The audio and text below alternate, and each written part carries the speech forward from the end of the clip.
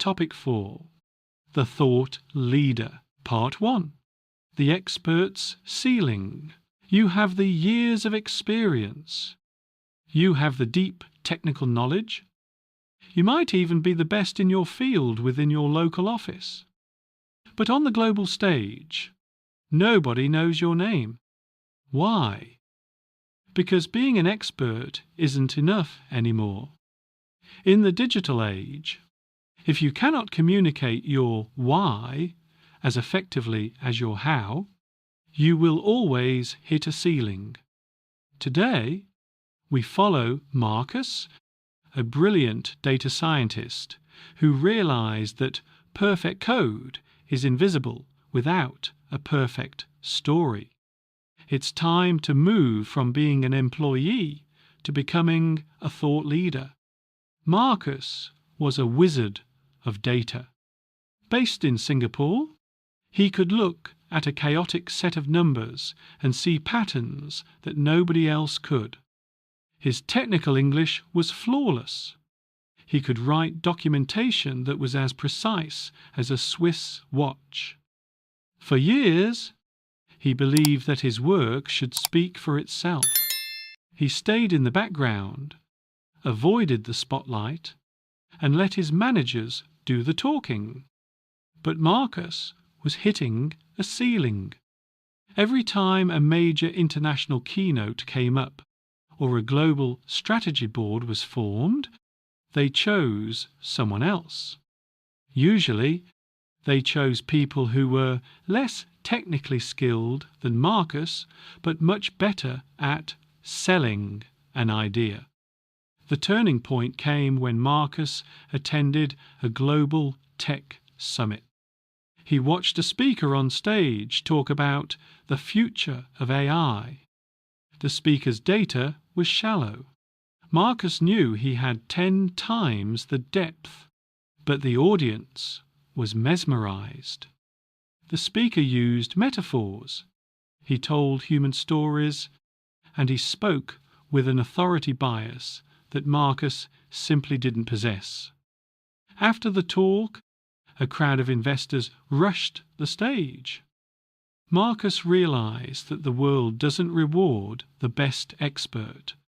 It rewards the expert who is the most visible and articulate. Marcus looked at his own LinkedIn profile. It was a dry list of skills and certifications. It looked like a resume, not a manifesto. When he spoke in meetings, he used passive English. Sentences like, "The data suggests that," or "It was found that." He was removing himself from the narrative. He realized that by being humble and objective, he was making himself replaceable. He realized that his English was a tool for reporting, but he needed a tool for influence. He was suffering from the expert's curse. The more you know, the harder it is to explain it to someone who doesn't. He had the signal, but he had no amplifier. That night, Marcus made a decision. He wasn't going to just be a data scientist anymore.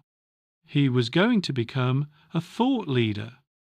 But he knew that to do that, he had to change his relationship with the English language. He had to stop being a consumer of information and start being a creator of ideas. He needed to learn how to frame his expertise in a way that captured the global imagination.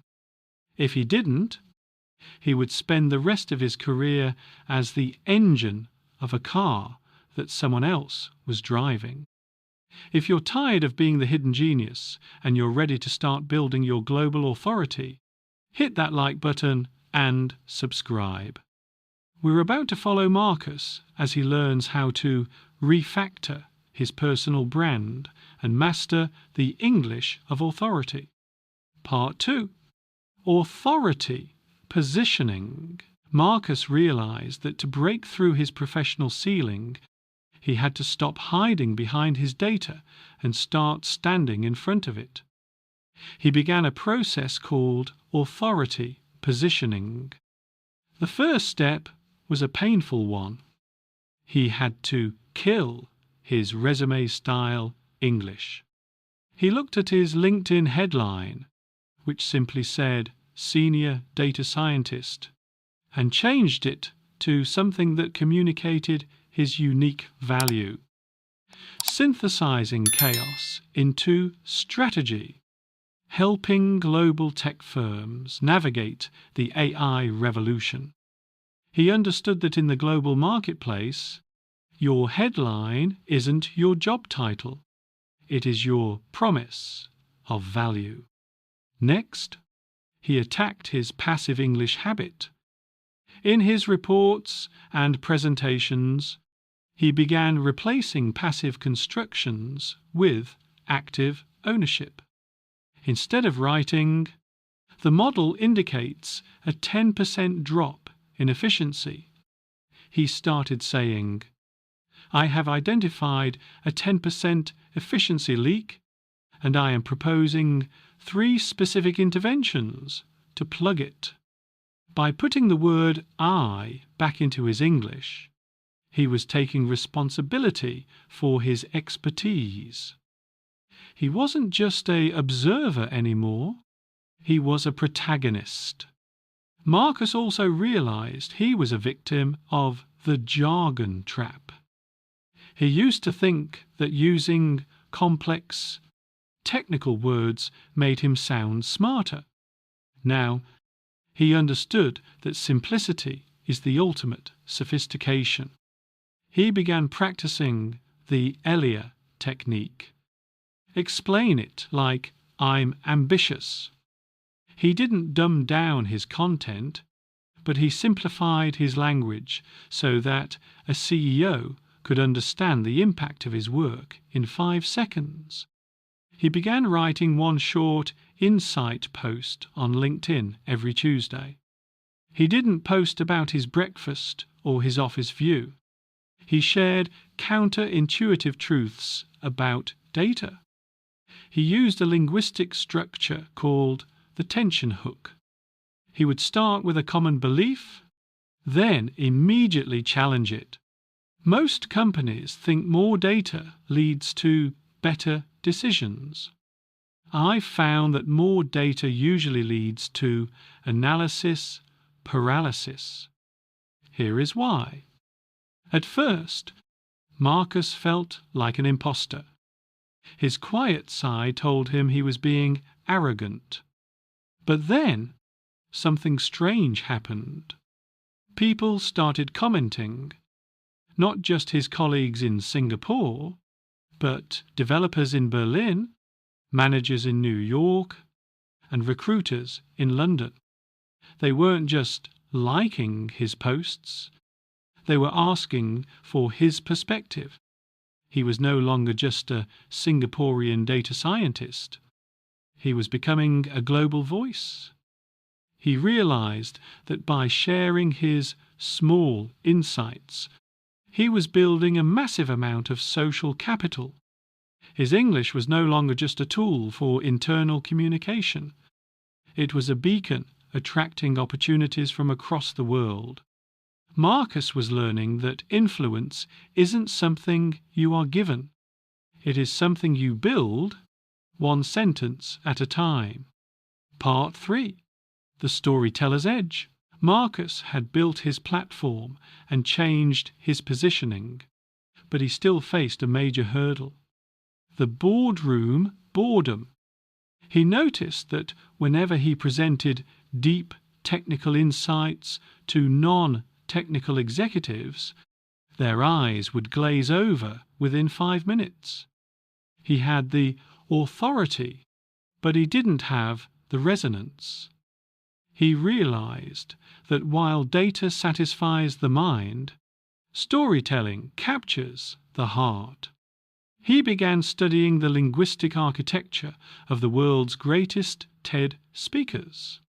He discovered that they all used a structure Marcus had previously ignored. the narrative arc of data. Instead of presenting a data dump, slide 1. Problem, slide 2. Methodology, slide 3. Results? He began to frame his technical findings as a hero's journey. He learned to use analogies and metaphors to bridge the gap between complexity and clarity. In one high-stakes meeting with the regional VP, Marcus had to explain a dangerous flaw in the company's data security. In the past, he would have talked about unencrypted metadata and vulnerable API endpoint. This time, he used a metaphor. Imagine, Marcus said, leaning in, that we have built a digital fortress with 5 0-foot walls and a massive iron gate. We feel safe. But what we haven't realized is that we've left a small window open in the back of the kitchen, and every night someone is reaching in and taking our silverware. That window is our current API structure. It doesn't matter how high the walls are if the window is open. The VP didn't just understand it. He felt the urgency. The metaphor had turned an abstract technical concept into a visual reality. Marcus also mastered the future pacing technique. He stopped talking only about what the data was and started talking about what the world would be if they acted on it. He used visionary English. Phrases like, picture a scenario where, or what this means for our 2027 trajectory is. He was no longer just a reporter of the past. He was an architect of the future. He realized that his data story needed a human protagonist. Even in a talk about algorithms, he began to insert the user.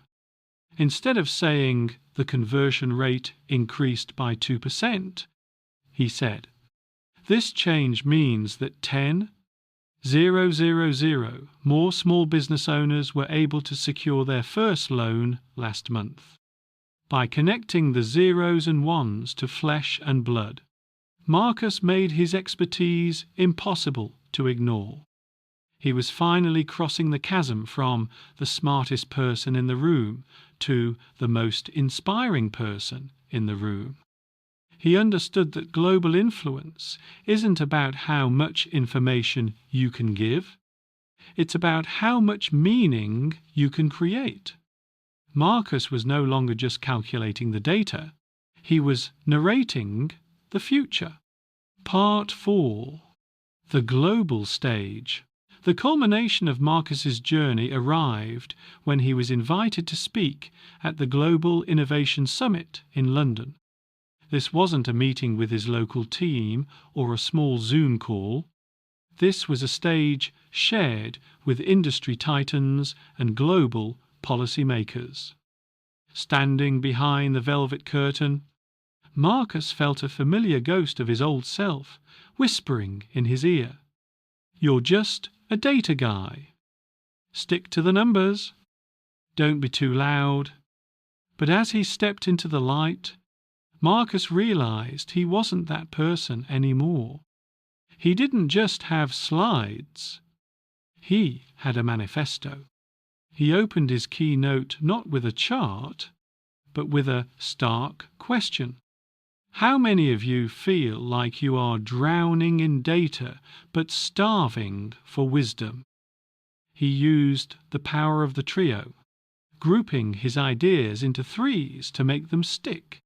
Today, we don't need more data. We need more clarity, more courage, and more context. Throughout his talk, he utilized the storyteller's edge he had practiced for months. He used active ownership to present his proprietary models, and he used his fortress metaphor to explain the risks of the digital age. The audience wasn't just listening, they were nodding. He could feel the gravity of authority in the room. He wasn't begging for attention. His English was commanding it. When the talk ended, the applause was thunderous. But the real victory happened offstage. In the networking lounge, Marcus found himself in a conversation with the CTO of a Fortune 500 company. Instead of feeling like a technical reporter, Marcus spoke as a peer. He used future pacing to describe where the industry was headed. And for the first time, he saw a global leader taking notes on his ideas. By the time Marcus returned to Singapore, his inbox was transformed. He wasn't just receiving task requests. He was receiving invitations to collaborate. He had broken the expert ceiling. He was no longer a brilliant tool used by others. He was the visionary, shaping the direction of the project. Marcus looked back at his journey and realized that English had been the key to his cage. By learning to move from reporting to influencing, he hadn't just changed his vocabulary, he had changed his value. He realized that in the 21st century, the most powerful person in any room is the one who can take the most complex truth and turn it into the most compelling story. Marcus was no longer a ghost in the machine. He was the voice that defined it. We have followed 4 leaders on 4 very different journeys. Anya, who learned that reading the air is as important as the words themselves.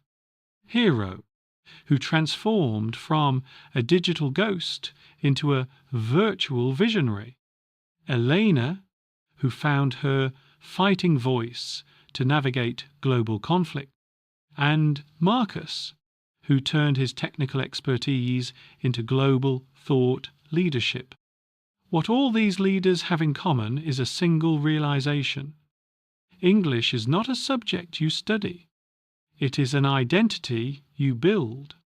It is the software that allows your hardware to run on a global scale. The Thought Leader Challenge. What is your manifesto?